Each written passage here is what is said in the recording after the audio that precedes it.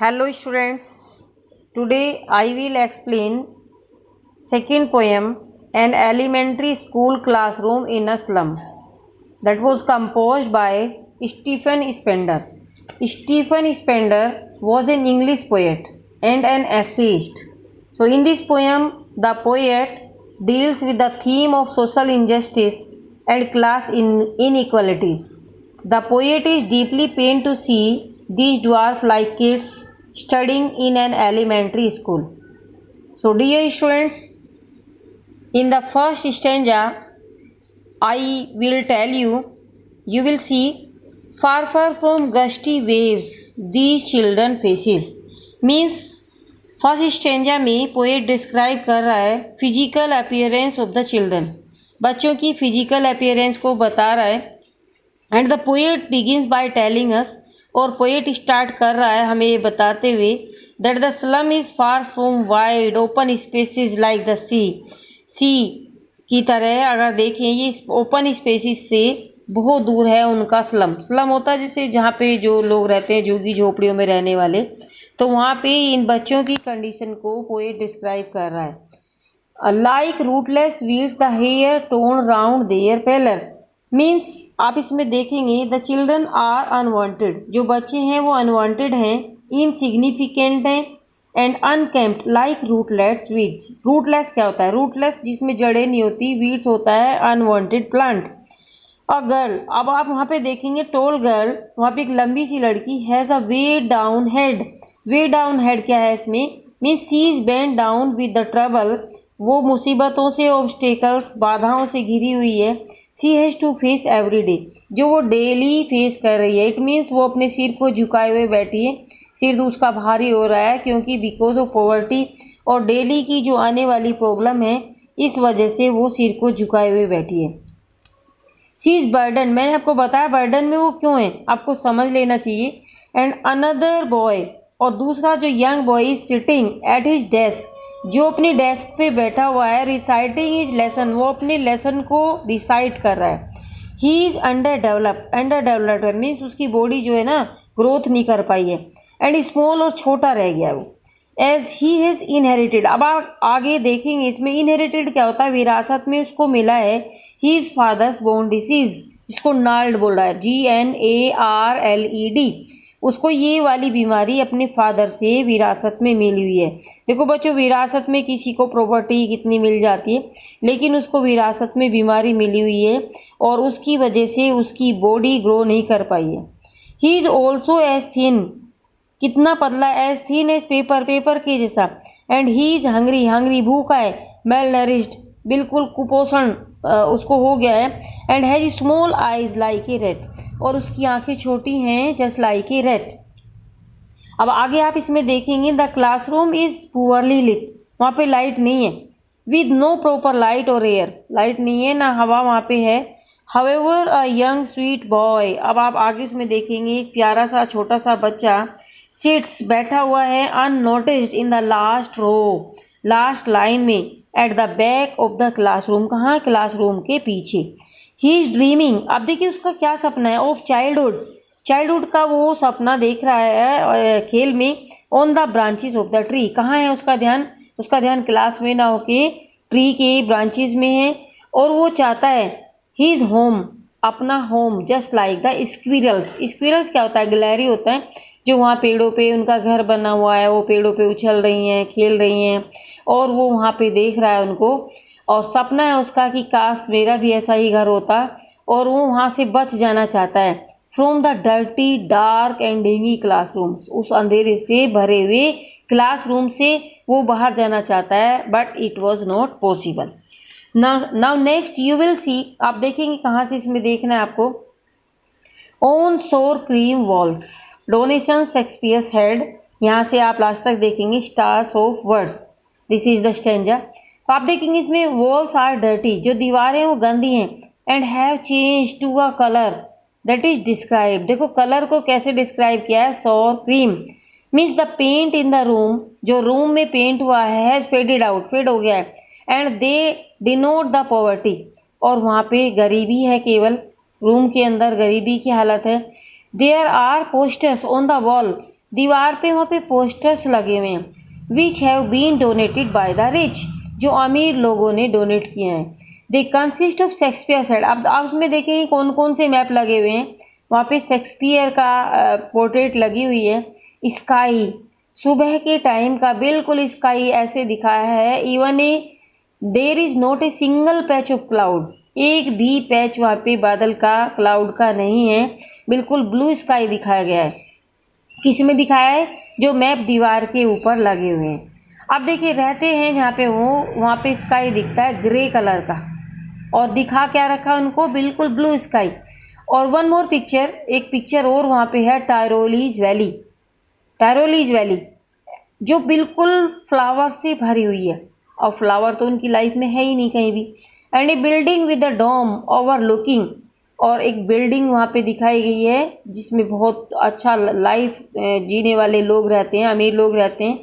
अब आप देखेंगे शेक्सपियर, फूलों से भरी हुई वैली, घाटी, और ऊंची ऊंची बिल्डिंग्स उनको दिखाई हैं। The map on the wall, तो दीवार पे जो मैप लगे हुए हैं वो दिखाते हैं बच्चों को अनदर वर्ल्ड, दूसरी दुनिया को दिखा रहे हैं, which is very different from theirs, जो उनकी वर्ल्ड से बिल्कुल अलग है। So it is a rich world, जो वहाँ पे दिखाया हुआ है ये अमीरों की दुनिया है और उन बच्चों की लाइफ से बिल्कुल कंट्रास्ट है। So the poet emphasises how far the children are from, इसलिए पोएट हमें ये एम्फेसाइज कर रहा है, दिखाना चाहता है कि वो बच्चे कितनी दूर हैं, किससे? From a better education, better education से। Snow capped mountains and rivers, means real natural जो थिंग्स होती हैं वो उनके आसपास भी नहीं है। All they see is there dark, केवल वो देख सकते हैं केवल dark and narrow street and the polluted sky, ये सब चीज़ें उनको दिख रही हैं। तो जो दीवारों पे मैप लगे हुए हैं वो सारी चीज़ें उनकी लाइफ से कंट्रास्ट हैं। दे हैव नो होप, उन बच्चों को कोई उम्मीद नहीं है। एंड नो लाइट, और उनके अंधेरे से भरे हुए फ्यूचर में कोई लाइट नहीं है।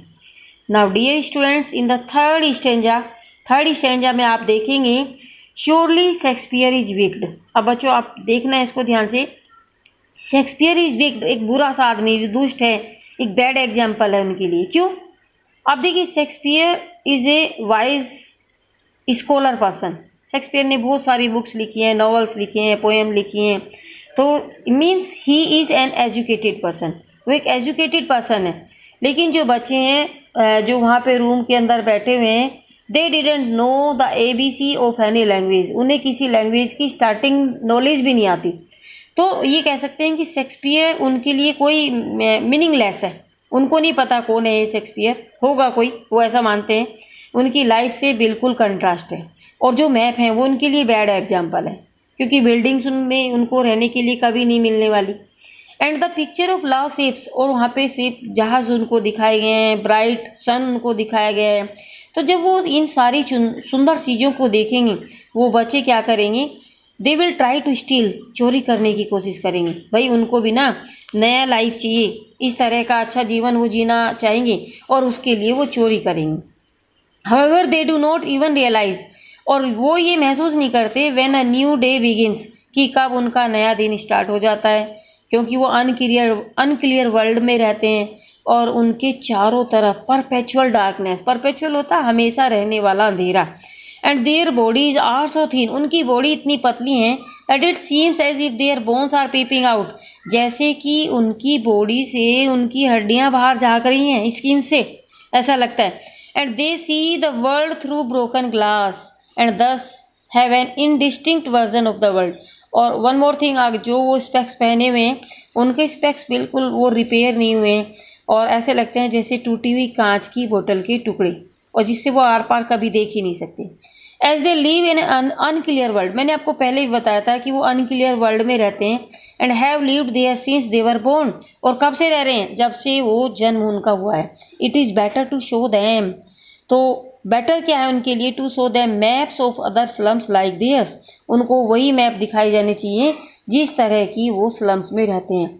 तो ये मैप उनके लिए बैड एग्जाम्पल है। Now dear students, in the last stanza you will see, क्या देखेंगे आप इसमें? Unless governor inspector visitor this map becomes their window and these windows से आप लास्ट तक देखेंगे लैंग्वेज इज द सन। तो अब आप इसमें लास्ट में the tone of the last stanza is hopeful as the poet sees. Poet कह रहा है that people like the governor, जो एडमिनिस्ट्रेशन में है लोग, जैसे governor, inspector, visitor, that is those in power, जो पावर में हैं, can help to improve the lives, वो इन बच्चों की लाइफ को इम्प्रूव कर सकते हैं। The slums are like tombs, नहीं तो क्या होगा, ये स्लम्स उनके लिए लाइक टोम्स की तरह हैं, मकबरा। And these children live as if they were already dead, और ये बच्चे वहाँ पे रहते हैं जैसे उनकी पहले से डेथ हो चुकी है।